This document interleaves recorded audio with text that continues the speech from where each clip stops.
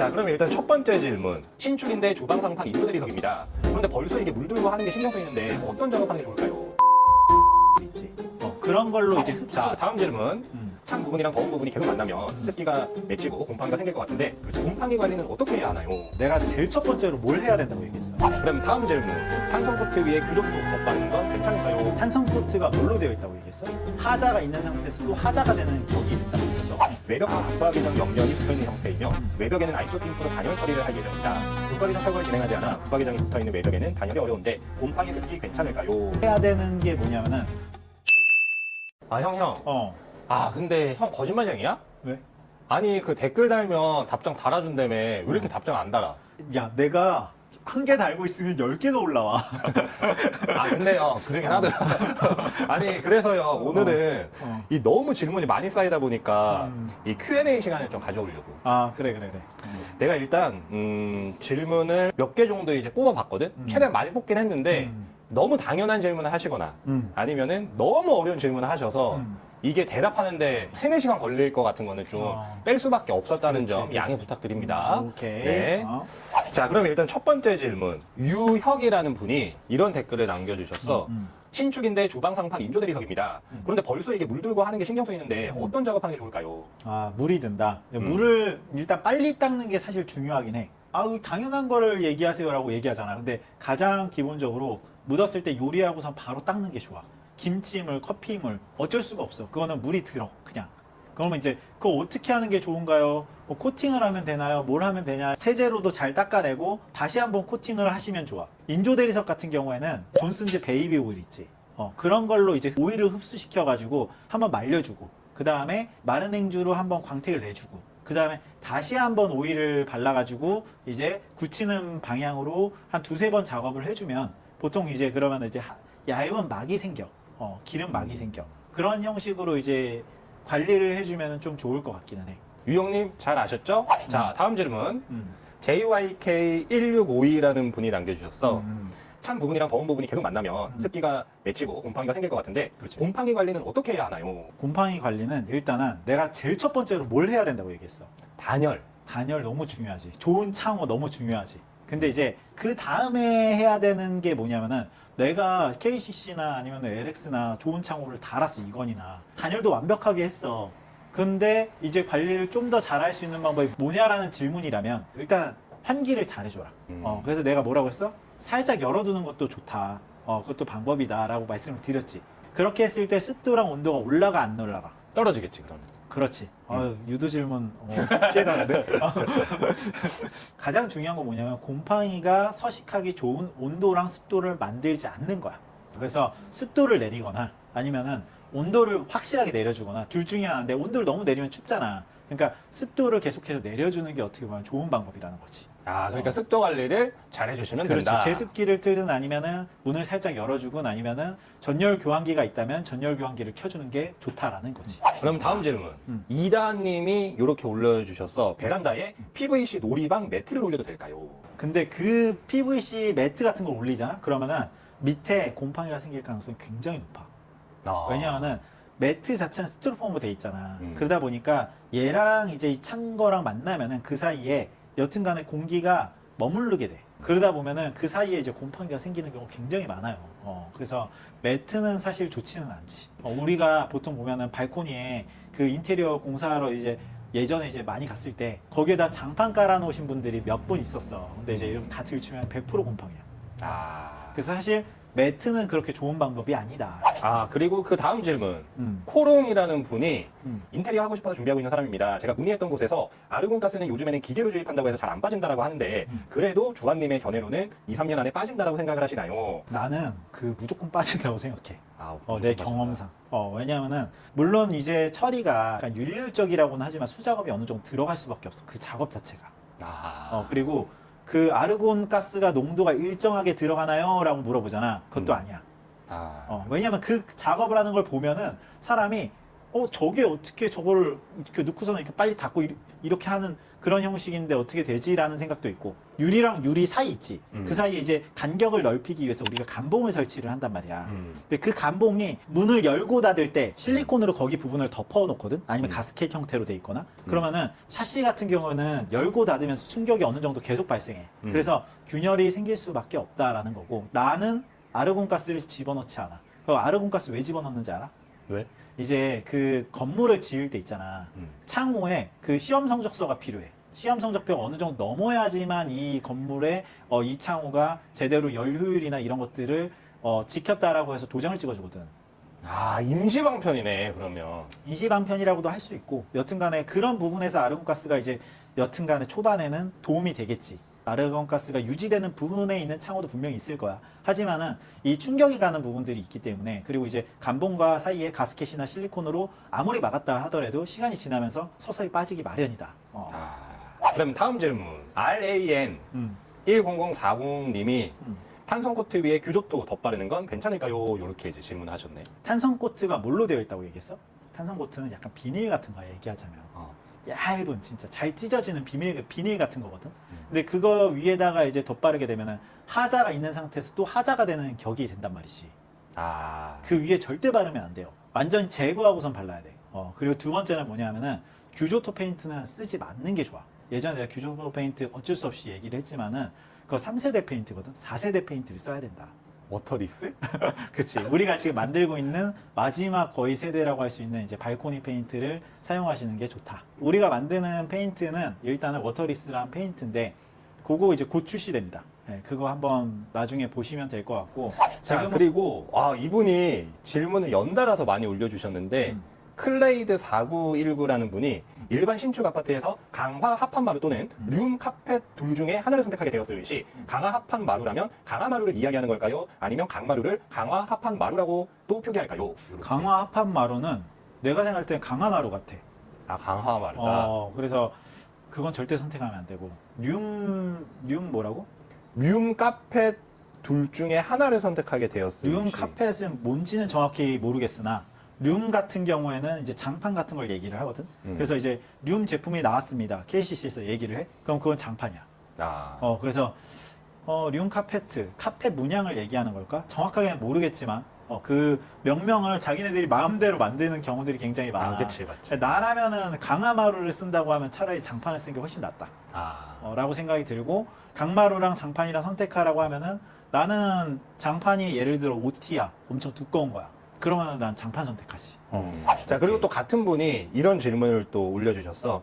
요즘은 마루와 장판 중에서 선택을 하는 것도 있는데 장판이 겨울 때 난방을 돌리면 뛰는 경우들이 많아서 걸을 때마다 찌걱찌걱 한다거나 부풀어 올라서 볼록볼록하게 되는 경우가 많던데요. 우리가 그 이제 협찬 광고한 KCC 제품은 그런 문제들이 없을까요? 그렇게 질문을 해주셨어. 일단 두께가 두꺼울수록 그럴 가능성이 굉장히 높기는 해. 근데 그게 옛날 얘기긴 해. 요즘에는 밑판이 되게 두껍게 돼 있어가지고 막 부풀어 오르거나 그러지는 않아. 근데 이제 만약에 이제 시공을 할 때 그런 부분들이 좀 걱정된다고 하면은 본드 칠을 하는 부분들이 부분적으로 있거든. 그 부분을 이 연달아서 해서 공기가 이렇게 부풀지 않게 중간에 끊어서 시공을 해달라고 하면 되거든. 그런 방법도 있어.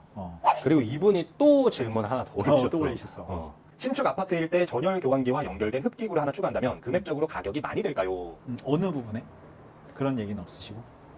여튼간에 흡기구를 방이나 거실에 하나 설치를 하는 거는 어차피 연장을 하는 거니까 그렇게 돈이 많이 들지는 않을 것 같아. 인테리어 하는 중이라고 하면. 근데 인테리어를 하지 않는다고 하면은 문제가 될 수 있지. 왜냐하면 중간에 그걸 딸려면은 천장을 어느 정도 좀 손이 들어갈 수 있게 만들어줘야 되는데, 연결할 수 있는 작업 공간이 있어야 되니까.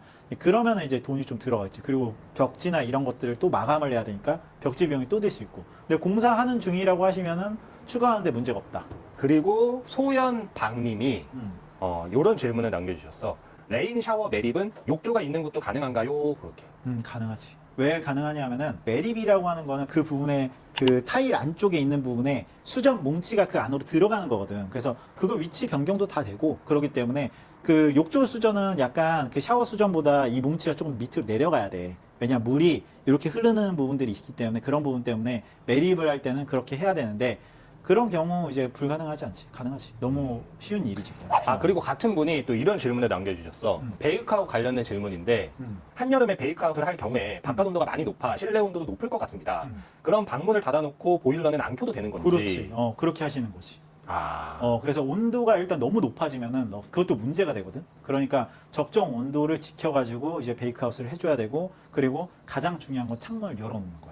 근데 온도를 올려놓고 그냥 창문을 열어놓으셔도 돼. 비 오는지 안 오는지만 날씨 확인하시고.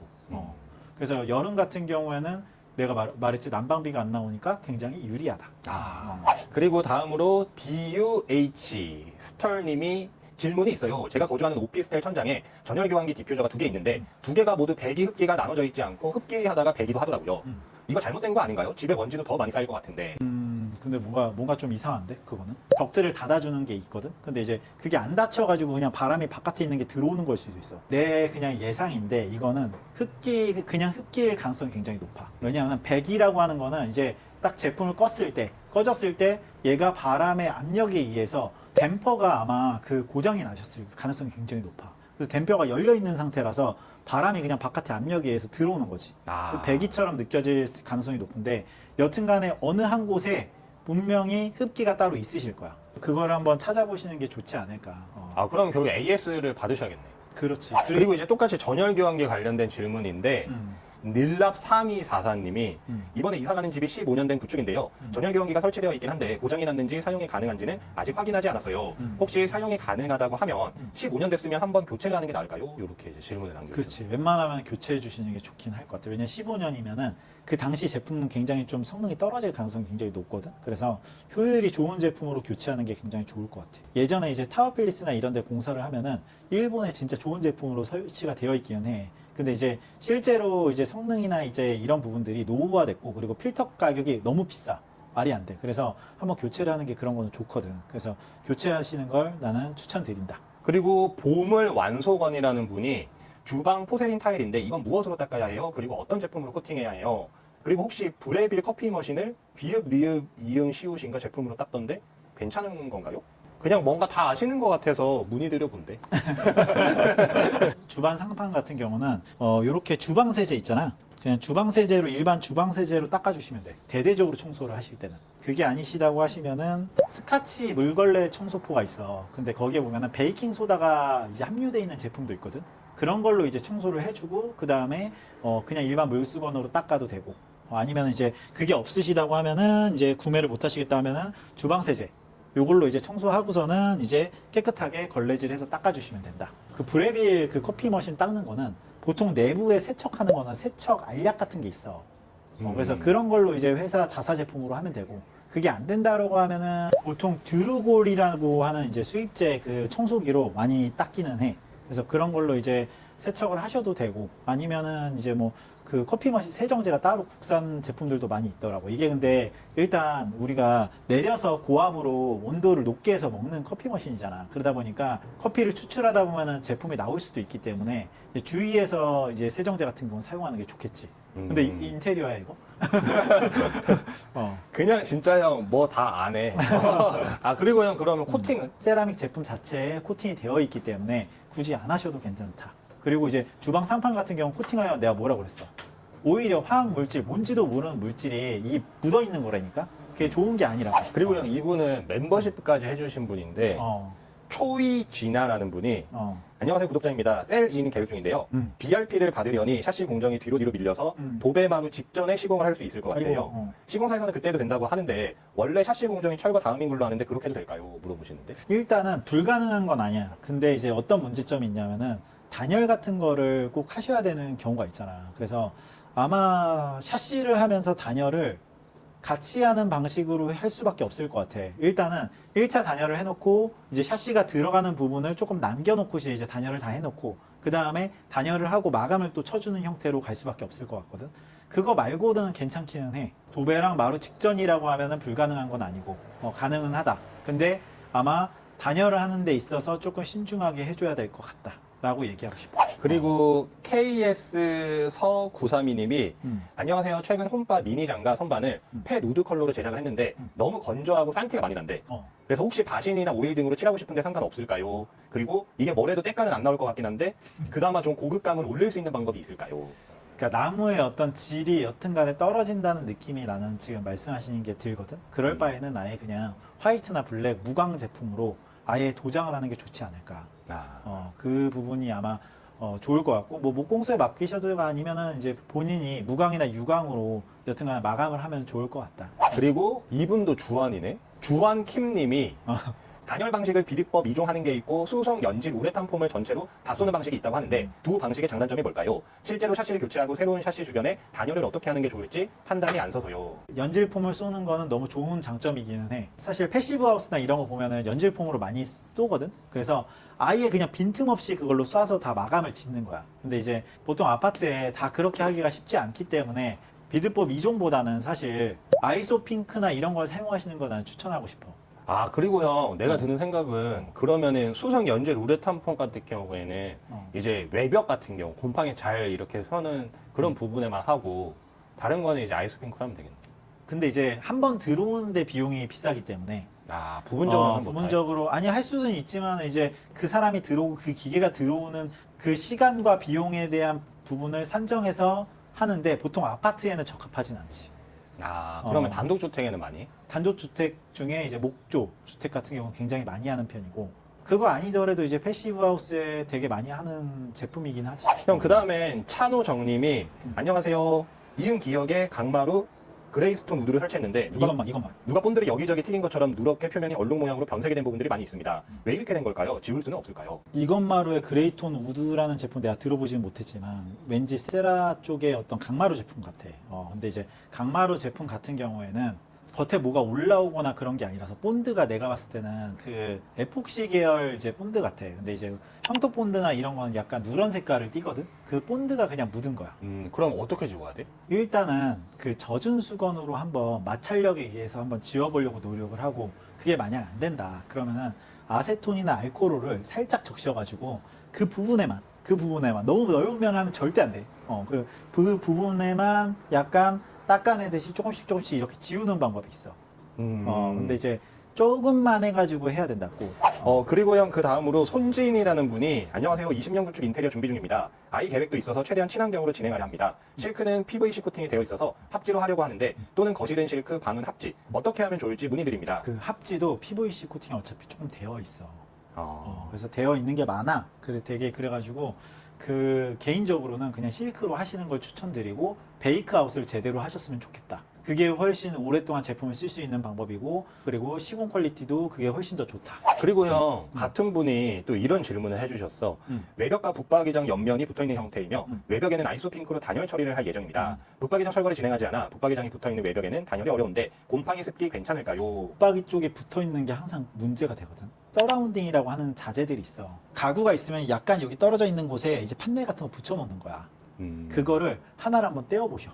아니면 양쪽에 떼시고 그걸 붙박이장에 밀어봐. 그럼 공간이 나올 수 있잖아. 거기에다 이제 단열을 하시고 그게 이제 죽어도 공간이 많이 안 나온다. 거의 20mm 단열재들도 되게 많아. 그런 단열재를 사용하면은 조금이라도 이제 붙여주면 그나마 나을 것이고 일단은 가장 중요한 거는 붙박이장에 철거했다가 다시 시공하시는 게 좋거든. 왜냐하면 바닥에 어차피 마루도 다 깔아야 되고 다시 깔아야 되니까 그런 거 생각하셨을 때는 장을 한 모듈을 빼더라도 단열을 무조건 하시는 게 좋다. 나중을 위해서. 형, 질문이 사실 진짜 더 많이 남았거든? 근데 지금 형 목이 쉰 것 같아. 그래서 이쯤 하면 좋을 것 같고 그리고 이제 우리가 한 달에 한 번씩은 이렇게 이제 Q&A 시간을 갖기로 했잖아. 그래서 여러분들이 또 질문 많이 달아주시면 이렇게 한 달에 한 번 정도 Q&A 또 영상으로 찾아뵐 테니까 여러분들 질문 많이 남겨주시고요. 열심히 일단 댓글로 대댓글을 열심히 제가 달아드리겠습니다. 일단 그래서 질문하시면은 최대한 일단 하고 있으니까 일단 질문해 놓으시고 조금 기다리시면 아마 제가 댓글 달아드릴 겁니다. 저희가 멤버십 영상을 최근에 올렸는데 이제 멤버십 많이 가입해 주시면은 이제 취약계층도 도와주고 여러분이 직접 도와주는 거나 마찬가지로 영상 제가 만들 거예요 따로. 그래서 그런 것들도 있고 그리고 또 구독자분들 중에 그 멤버십 하신 분들 중에 추첨해서 저희가 뭐 몬스테라 제가 키우고 있는 것도 선물로 드리고, 그리고 여기 저희 사무실 오셔서 저랑 담소도 나누시고 또 궁금하신 것도 직접 물어보시고 이렇게 하시면은 굉장히 좋을 것 같다는 생각이 듭니다. 구독, 좋아요, 알림 설정 아시죠? 네, 감사합니다. 안녕.